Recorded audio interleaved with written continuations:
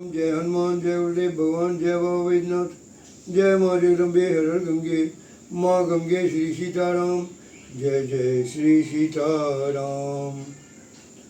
कल मैंने कैवल्य अवस्था के संबंध में कहा,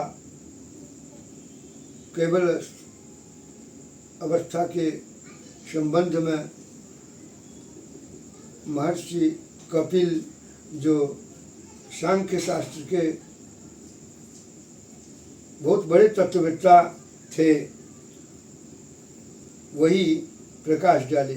आज मैं महर्षि कपिल भारतीय दर्शन के महान तत्ववेत्ता माने गए हैं। उनके पिता कर्दम ऋषि और माता दक्ष पुत्री देवहूति थी। भगवान श्री कृष्ण ने गीता में कपिल को सभी चिंतकों में सर्वश्रेष्ठ कहा। उसके विषय में प्रसिद्ध कथा है। महर्षि कपिल अयोध्या के इक्ष्वाकु कुल,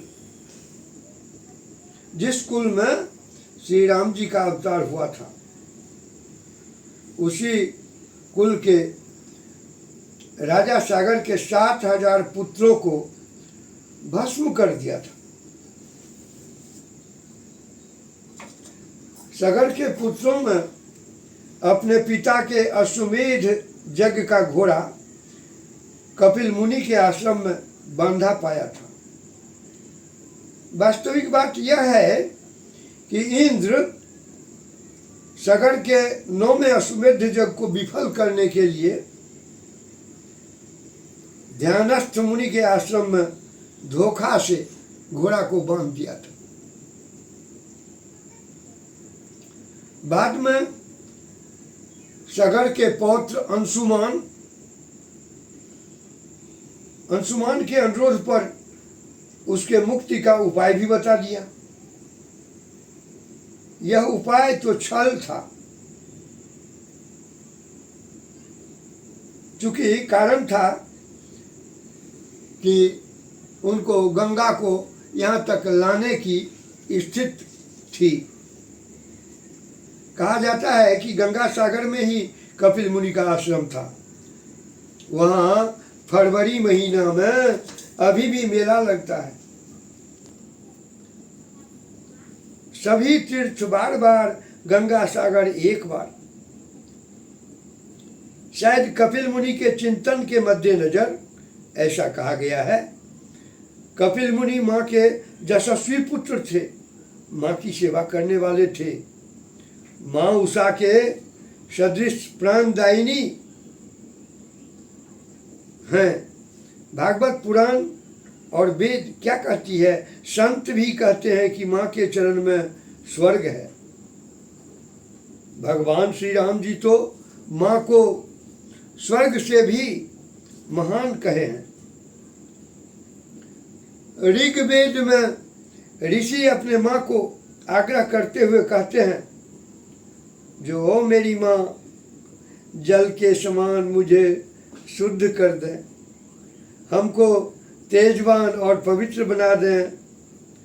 भागवत पुराण के मुताबिक माँ की सेवा से मिला आशीष 7 जन्मों के सभी दोषों को दूर कर देता है।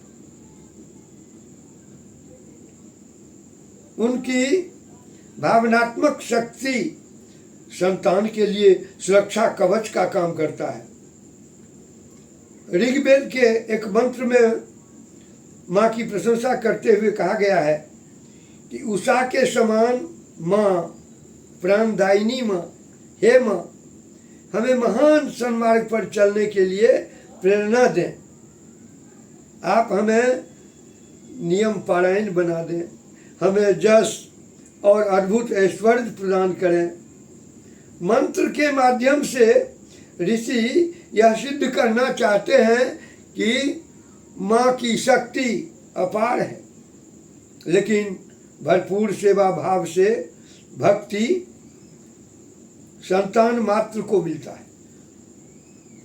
यदि संतान माँ के हृदय को ठेस पहुंचाता है तो निश्चित रूप से आशीष का तरंग निष्क्रिय हो जाता है। ऋग्वेद के दूसरे मंत्र में ऋषि स्पष्ट कह रहे हैं कि माँ बाप के पवित्र, धीर, विनम्र और अग्नि के समान तेजस्वी पुत्र अपनी शक्ति से संसार को पवित्र करते रहता है। वो हर एक जगह ज्ञान और सदाचार का प्रचार करे। वेदों में माँ को अम्बा, सरस्वती, शक्ति, जगदम्बा, ज्योति, उषा, राधा, सीता, पृथ्वी आदि नाम से कहा गया है। महाभारत के अनुशासन पर्व में पितामह भीष्म कहते हैं कि भूमि दान के समान कोई दान नहीं, माँ के समान कोई गुरु नहीं, सत्य के समान कोई धर्म नहीं। तुलसी बाबा भी कहते हैं, धर्म न दूसर सत्य समाना। दान के समान कोई पुण्य नहीं। चाणक्य नीति में कौटिल्य कहते हैं कि माँ के समान कोई देवता नहीं। माँ तो परम देवी होती है। माँ की सेवा के साथ साथ पिता, गुरु, वृद्धजनों की सेवा करने वाले, दीनहीन और असहाय की सेवा करने वाले संसार में यश प्राप्त करते हैं। उनकी आलोचना करने वाला, उनकी आलोचना करने का साहस उनके कोई शत्रु भी नहीं कर पाते। यजुर्वेद में एक प्रेरणादायक मंत्र है जिसमें कहा गया है कि जिज्ञासु पुत्र अपने माँ की आज्ञा का पालन करे, अपने दुराचरण से अपने माँ को किसी भी हालत में कष्ट मत दे, अपने माँ को ही संग में रखे, मन को शुद्ध करे, अपने आचरण की ज्योति प्रकाशित करे। वास्तव में आपकी माँ स्वयं में एक बात पवित्रतम शक्ति है। उसकी सेवा करें, साथ ही जो माँ के तुल्य हों, वृद्ध, असहाय और वंचित हों, वह भी आपके सेवा के अधिकारी हैं। माँ अमृतानंद खिलखिलाते हुए अपनी अमृतमय उक्ति पेश कर रही हैं और पूछ रही हैं कि भगवान स्त्री है कि पुरुष। यदि आप उनको किसी रूप में देखना चाहते हैं तो पुरुष से अधिक स्त्री रूप में। एक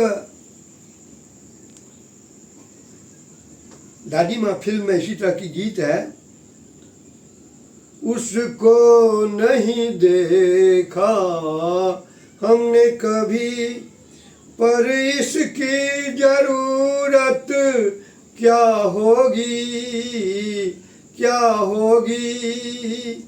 ए माँ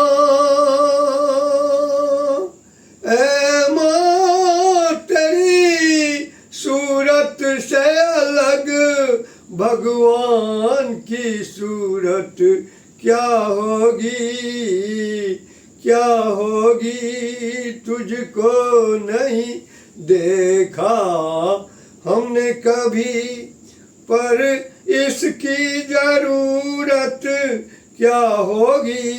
ए माँ तेरी सूरत से अलग भगवान की सूरत क्या होगी, क्या होगी। इंसान तो क्या देवता भी आंचल में पले तेरे,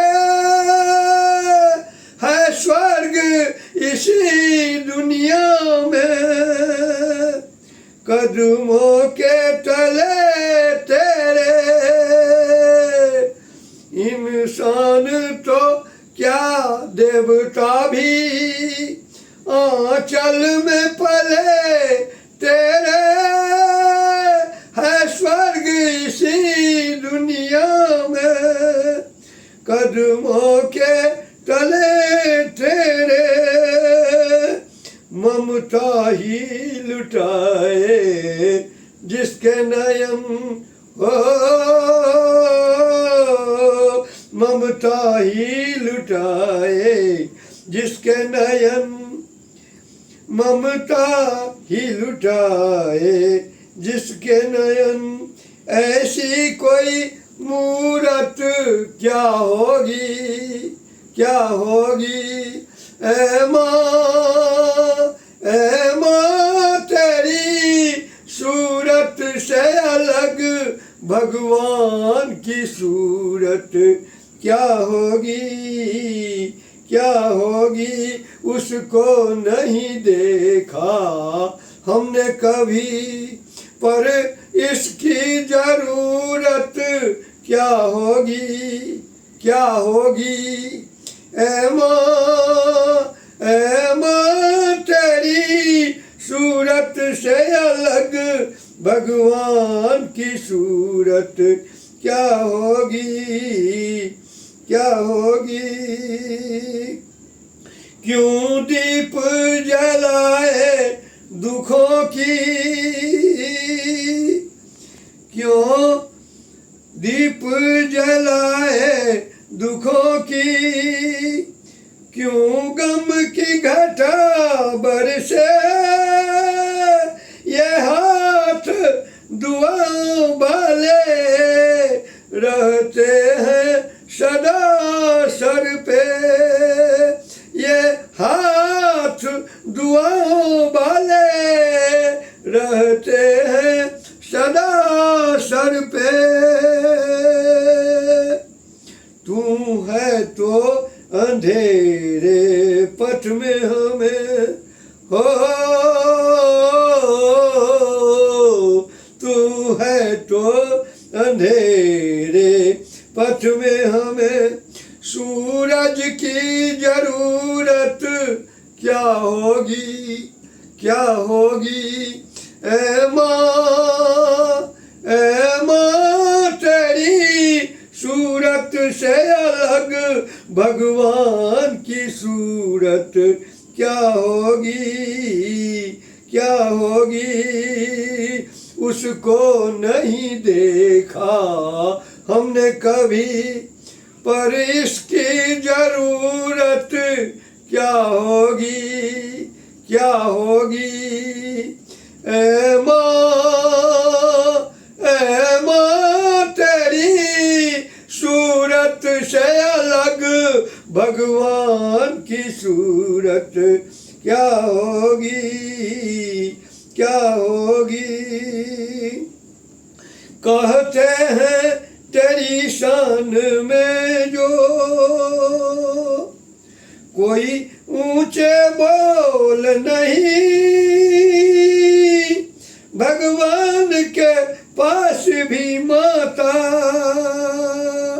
तेरे प्यार का मोल नहीं।